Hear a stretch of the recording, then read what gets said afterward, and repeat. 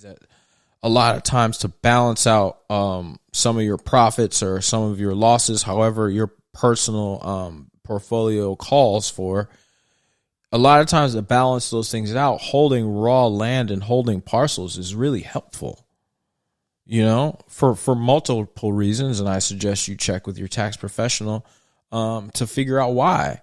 But you have to look at holding lots specifically in the urban settings. That's because that's what I've done. That's what I do.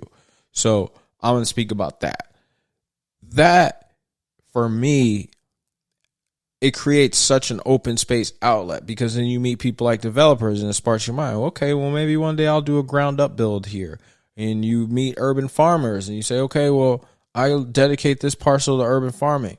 You meet larger commercial developers and you can partner with them and do maybe a master lease type situation. There are so many different options and opportunities when you own lots and you own raw land, right? It's literally a blank canvas. And that's the beauty I like about it, is that you can curtail damn near any idea to it, right? You want to do a car wash, you want to do container homes. If you got the dirt already, then the acquisition, everything else now can morph and grow off that. So I think that that's the part of it that I really wanted to stress to everybody, is that, the value of a blank canvas in real estate, I think, is so understated. You don't always have to have the plan going into it on why you're buying this lot. I've purchased over 10 lots in my life, right? So far as a real estate investor, that never had a house on it. I've never planned to have a house on it. It just wasn't even crossed my mind. That's what was so interesting talking to developers. But I did always know that the value of collecting those deeds, right? Because the lots come with a deed, just like your house property would come with a deed. The deeds and the flexibility and the levers that those deeds create, and the opportunities and options that they create for an investor is, I think, is priceless, personally. And the tax benefits, once again, make it worth it. And that's just the way that the tax code and the rules of the game are made. I've personally have purchased a lot for $10,000, like maybe even $9,500, and sold it for $90,000. Excuse me. Okay, so once again, never had a plan to build a house on it. Never, it wasn't for that. It was because of the area and knowing that these actual parcels are going to be extremely valuable later. Now, yes, I sold at the top of the market. The market has cooled down since, but that timing of the market is one thing. But the idea of, hey, let's buy these parcels now because they're so cheap. Are we ever going to see $5,000 and $10,000 parcels in Atlanta, Georgia in my lifetime? I don't think so, right?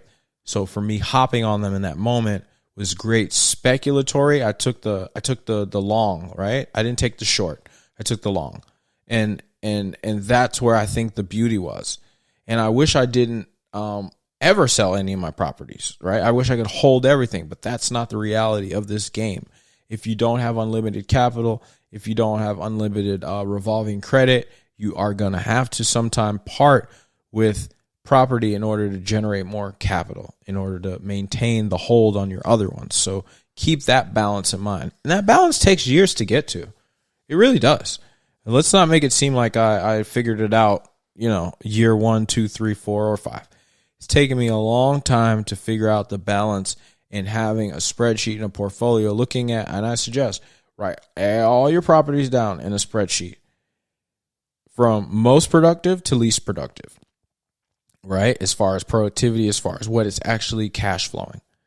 And once you do that, the one that's on the bottom, and I learned this from one of my drug dealing stock trader buddies back in the day. The one that's on the bottom is called the ladder. The one that's on the bottom, you put the most resources in. You put all your resources into the one that's least productive to help bring it up, right? And then now the next one that's least productive, you put all your resources in that one to bring it up. And you just keep revolving that pattern, And next thing you know, you've elevated all of your things in your portfolio. Now, there's some of these things that you're going to have to just look at and cut loose and say, this just isn't fucking worth saving. Okay, this is a bad idea. Those ones, you cut. You get what you can as a return from it in order to push in to the bottom one on your ring to get it up. Does that make sense? That's an investment ladder in the layman's terms.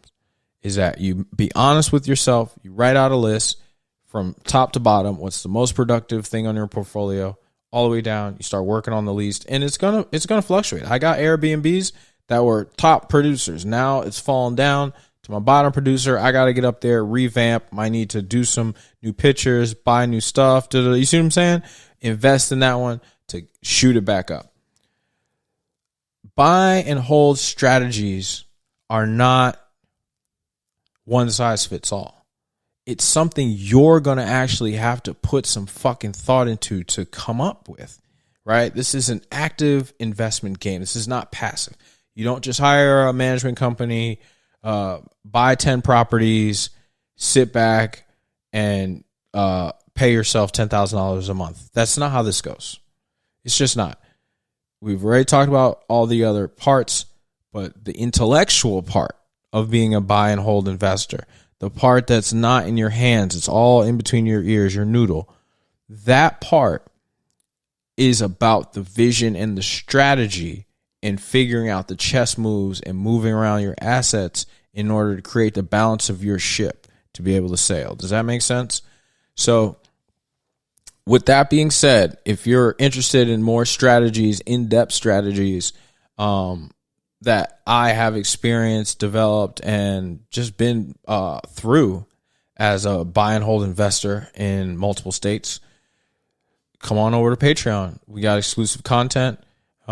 We got all types of stuff over there. Too many things to name. But if you just come on over and join, you will find out. We got subscriptions as low as $5, $10, and then that founders package is $20, which is complete access. I mean, complete access. A monthly call with me. You get the founders weekly founders note. You get bells, whistles, cherry on top of the cake also. So with that being said, y'all, I really appreciate it.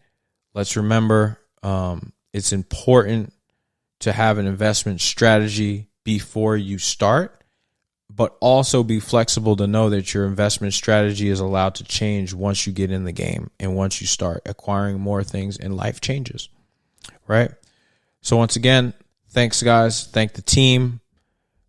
Y'all have a great day. Let's make tons of money. Bye-bye.